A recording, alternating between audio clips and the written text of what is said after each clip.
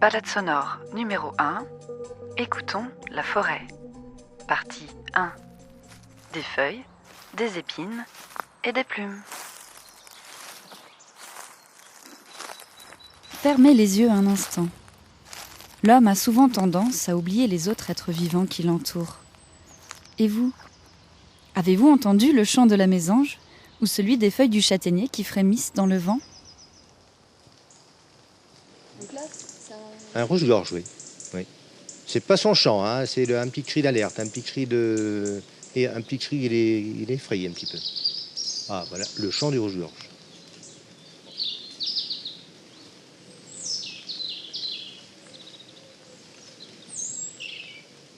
Il y a la grille musicienne hein, qui a un très beau chant.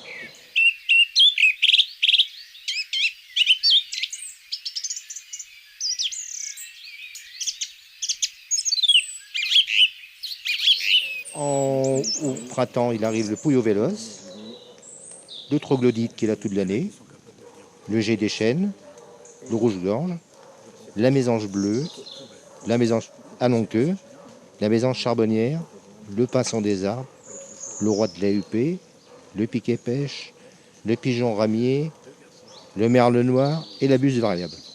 On l'appelle variable parce que la couleur de la buse n'est jamais la même. Elle peut être très très claire et très foncée. Il y a aussi le faucon tresserelle, l'épervier d'Europe, et il y a aussi les rapaces nocturnes. Il y a la chouette hulotte, la chouette effraie. Et il arrive aussi qu'on trouve le pic noir. Il y a 2 ou 3 couples de pic noirs qui sont ici dans le massif du Tremna aussi. Mais difficile à observer. Difficile.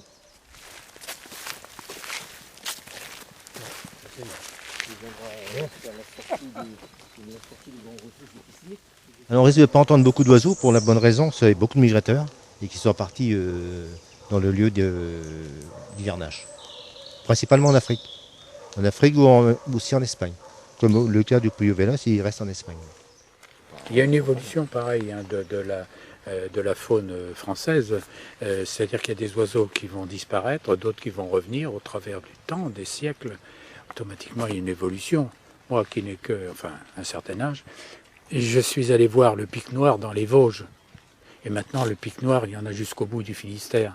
Et ça, en 50 ans, 60 ans. La tourterelle turque, elle était là-bas, elle est venue par Nice, par la Turquie, par l'Italie, quoi. Et maintenant, la tourterelle turque, il y en a partout aussi. Il y en a partout, oui, on l'entend partout.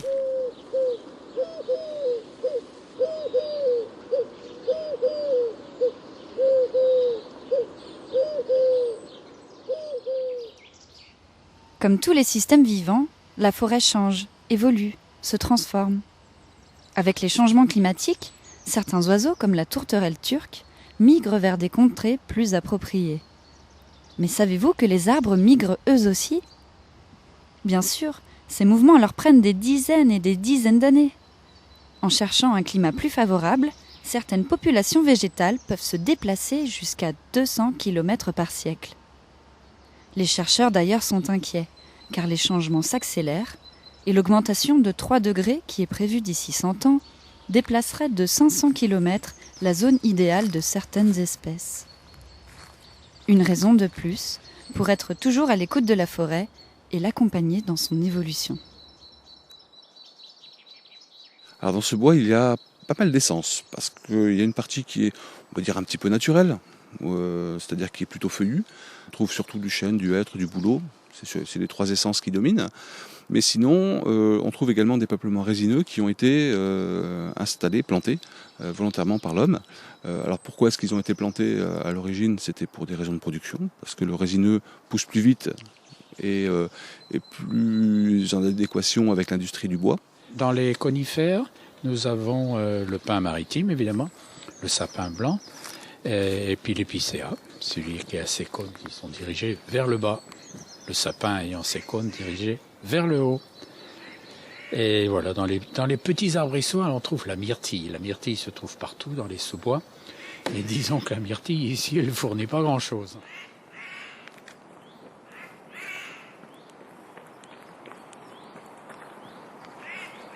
Donc, je pense qu'on serait venu ici il y a quelques centaines d'années. A priori, l'espace était déjà boisé à l'époque. On n'aurait vu que du feuillu, c'est-à-dire un mélange de chênes, de hêtres et de châtaigniers que j'ai oublié tout à l'heure.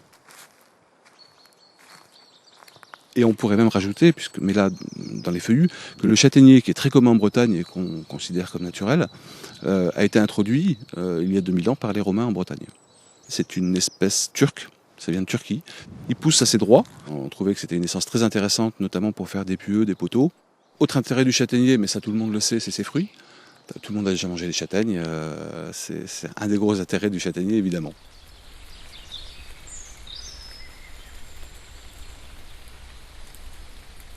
Alors le pain maritime, c'est une essence qui fait polémique, dans le sens où la plupart des pains maritimes qu'on voit actuellement sont des pains maritimes qui ont été introduits par l'homme, initialement. Donc au milieu du 19e siècle, en France, donc il y a eu pas mal d'introductions de pains maritimes. On peut parler de la forêt des Landes, qui est la plus grande forêt française, qui fait 1 million d'hectares. Elle a été complètement construite sur un marais, pour assainir le marais. En Bretagne, il s'est passé le même phénomène. On a introduit le pain maritime. Et ce pain maritime, c'est au fil des années, ou plutôt des décennies, s'est reproduit, et donc on en trouve un petit peu partout. Alors pourquoi est-ce que c'est un sujet polémique ? Parce que donc c'est une essence que certains considèrent comme introduite, mais il se trouve qu'on trouve des reliques dans des tourbières, on retrouve des graines de pain maritime qui ont plus de 3000 ans. Et là, a priori, c'est pas l'homme qui les a introduits. Donc le fait que cette essence soit exotique ou pas, il y a encore un gros point d'interrogation dessus.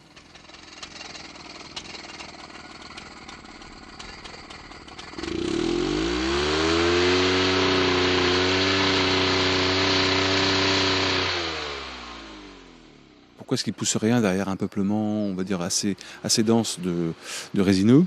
Tout simplement parce qu'il n'y a pas de lumière qui arrive au sol. Donc pas de lumière, ça veut dire pas de végétaux, ou en tout cas très peu de végétaux. À terme, il y aura des feuillus donc, sur ces espaces, mais on va faire ça progressivement. C'est-à-dire que là, donc, on va laisser les arbres pousser tranquillement, les résineux pousser. On va les éclaircir. Donc, c'est-à-dire un peu comme un semis de carotte, on va enlever un arbre pour 2 autres ou un arbre pour un autre. On va les couper, ceux qu'on décide d'enlever. D'ailleurs, si vous voyez des marques de peinture rouge dans la forêt ou si vous voyez des écorçages sur une dizaine de centimètres, donc ce sont les marques de marquage des bois.